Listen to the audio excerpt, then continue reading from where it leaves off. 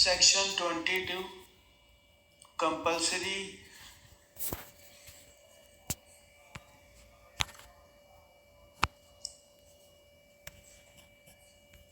registration on the basis of turnover। तो section 22 में बताया गया है कंपलसरी रजिस्ट्रेशन करवाना है बिजनेसमैन ने अगर उसके turnover means value of supplies उसके स्पेसिफाइड लिमिट से ज़्यादा हो जाती है। अब ये स्पेसिफाइड लिमिट कितनी है, इसमें 2017 से लेकर अब तक काफ़ी बार चेंजेस हुए हैं, तो इसको थोड़ा आराम से समझते हैं। इसमें जो लास्ट चेंज हुआ था वो था 1 अप्रैल 2019 को, जो टर्नओवर से रिलेटेड था। तो इसमें क्या किया गया है, पहले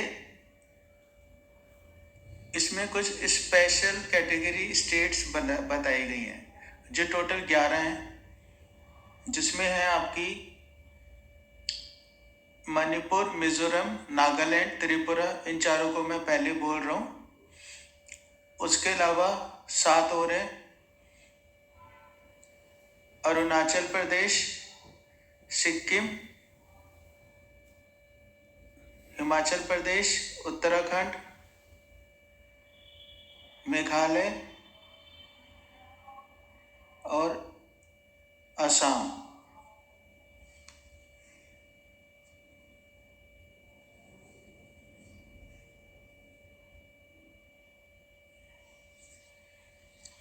तो इनमें से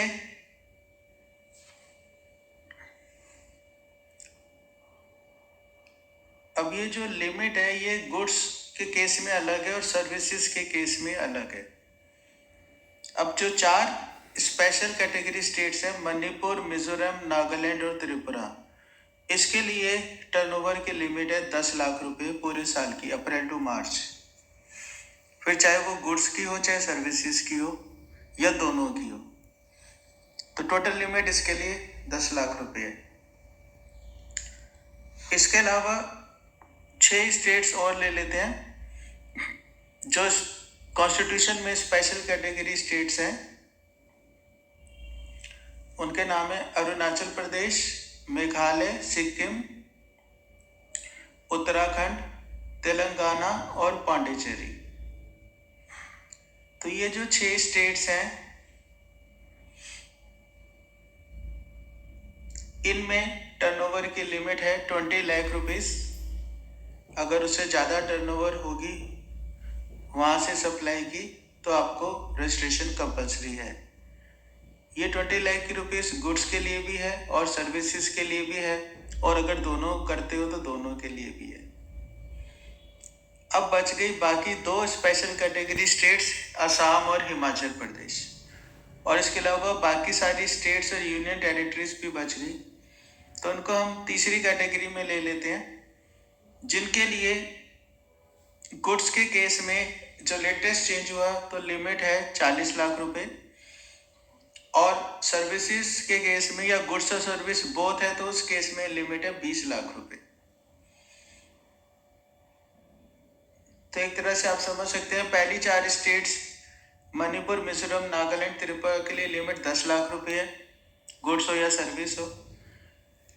special category states Arunachal Pradesh, Meghalaya, Sikkim, Uttarakhand, साथ में तेलंगाना और पांडिचेरी के लिए 20 लाख रुपए है, गुड्स हो या सर्विस हो।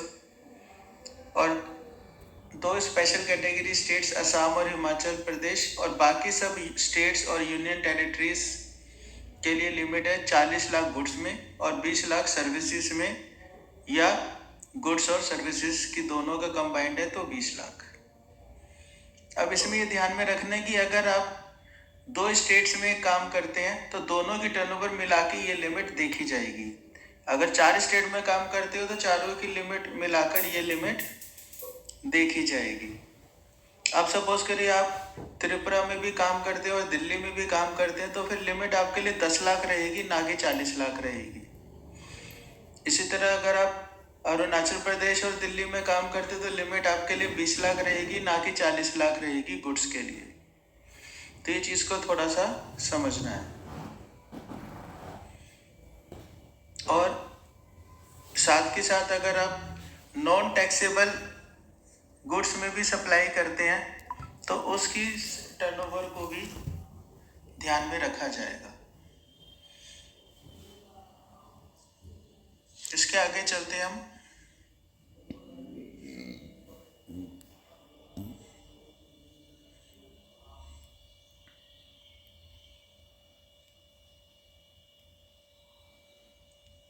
कि रजिस्ट्रेशन कहाँ पर लेना है। तो रजिस्ट्रेशन हमें उस स्टेट में या यूनियन टेरिटरी में लेना है जहाँ से हम गुड्स की सप्लाई या सर्विसेज की सप्लाई कर रहे हैं। बेशक आप एक जैसे दिल्ली से काम करें, दिल्ली से आप पूरी ऑल ओवर इंडिया में सप्लाई कर सकते हैं, माल भेज सकते हैं, लेकिन देखा जाएगा आपका प्लेस ऑफ बिजनेस कहाँ है। अगर आपका प्लेस ऑफ बिजनेस दिल्ली में है तो आपको दिल्ली में रजिस्ट्रेशन लेना होगा। अगर आपका एक से ज़्यादा स्टेट्स में प्लेस ऑफ बिजनेस है तो आपको हर उस स्टेट में बिजनेस जहाँ पर है उसमें आपको रजिस्ट्रेशन लेना होगा। तो ये सब बताया गया section 22 subsection 1 of the CGST act. इसके अलावा जब 1 जुलाई 2017 को ये कानून अप्लाई हुआ तो उससे पहले लोग आपके एक्साइज एक्ट में भी रजिस्टर्ड थे, सर्विस टैक्स में भी रजिस्टर्ड थे, सेंट्रल सेल्स टैक्स में भी रजिस्टर्ड थे, दिल्ली वैट एक्ट में भी रजिस्टर्ड थे। तो उन सब की भी ये ड्यूटी थी कि उनको 1 जुलाई 17 को जब से लॉ अप्लाई हुआ उनको अपना रजिस्ट्रेशन GST में कन्वर्ट करना पड़ेगा जो पहले से किसी भी लॉ में रजिस्टर्ड थे।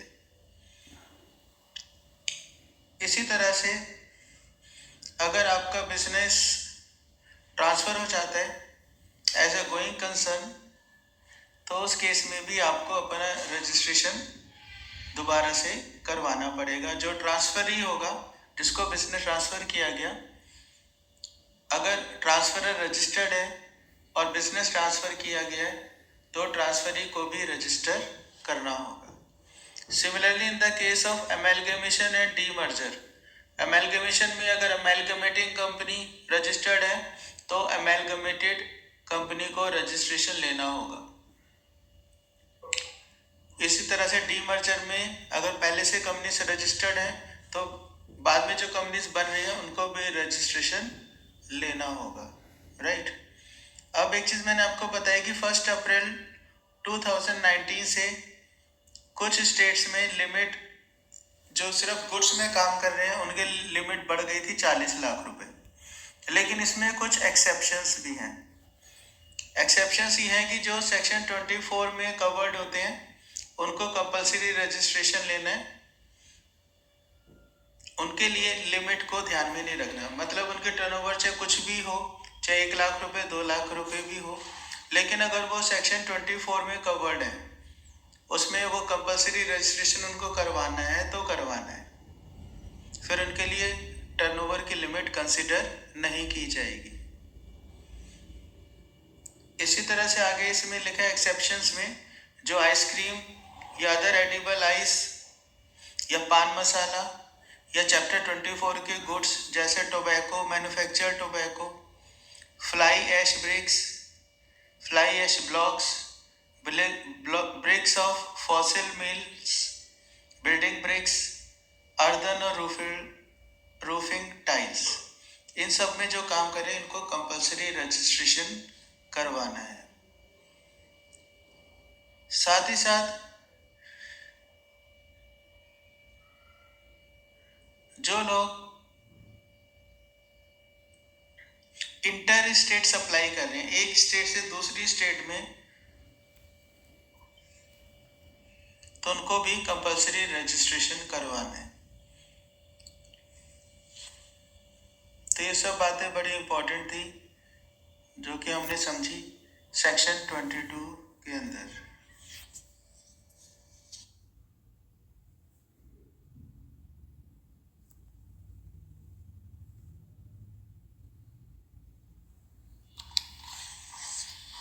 सेक्शन 22 में जो थ्रेशोल्ड लिमिट बताई गई है टर्नओवर की, उसकी पूरी टर्म का नाम है एग्रीगेट टर्नओवर।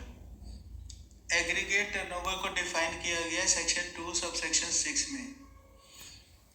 एग्रीगेट टर्नओवर में हम जोड़ेंगे aggregate value of all taxable supplies.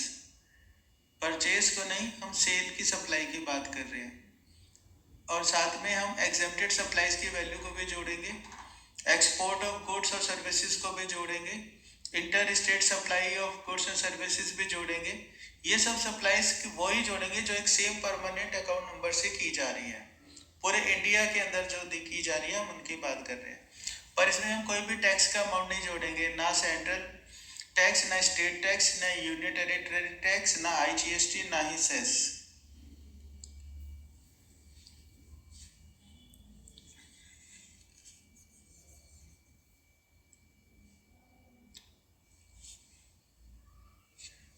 साथ ही साथ इसमें हम वो सारी सप्लाईज भी जोड़ेंगे जो एक पर्सन अपने लिए कर रहा है या अपने प्रिंसिपल के लिए कर रहा है। लेकिन अगर हमने गुड्स किसी जॉब वर्क करने के लिए जॉब वर्कर को दिए और वो जॉब वर्कर ने लौटा दिए, तो फिर वो जो जॉब वर्कर ने जो काम किया वो सप्लाई की वैल्यू प्रिंसिपल की सप्लाई की वैल्यू में जोड़ेगी, ना कि जॉब वर्कर की वैल्यू के अंदर, जॉब वर्कर की सप्लाई की वैल्यू के अंदर जोड़ेगी। अब अगर एक ही कंपनी की अलग अलग ब्रांचेस है जिसमें सेम पैन नंबर यूज किया गया पूरे इंडिया में, तो वो सारी की सारी टर्नओवर हम एग्रीगेट टर्नओवर में जोड़ेंगे। एक और खास बात है कि अगर हम कोई एग्जेम्प्टेड गुड्स एंड सर्विसेज की सप्लाई करते हैं जो कि हमारे GST में कवर्ड नहीं है गुड्स और सर्विसेज, तो उनकी भी सप्लाई की वैल्यू को एग्रीगेट टर्नओवर में जोड़ा जाएगा, सिर्फ इसी पर्पस को जानने के लिए क्या वो थ्रेशोल्ड लिमिट से ज़्यादा है या कम है। साथ ही साथ अगर हम एक्सपोर्ट कर रहे हैं गुड्स या सर्विसेज, उसकी भी वैल्यू को जोड़ा जाएगा। और क्या नहीं जोड़ा जाएगा, एक तो जो हम परचेजेस कर रहे हैं उसको नहीं जोड़ा जाएगा, और जो हमने GST लगाया है परचेज सेल्स के अंदर उसको नहीं जोड़ा जाएगा। इसके अलावा बाकी सब कुछ सप्लाई में जोड़ा जाएगा।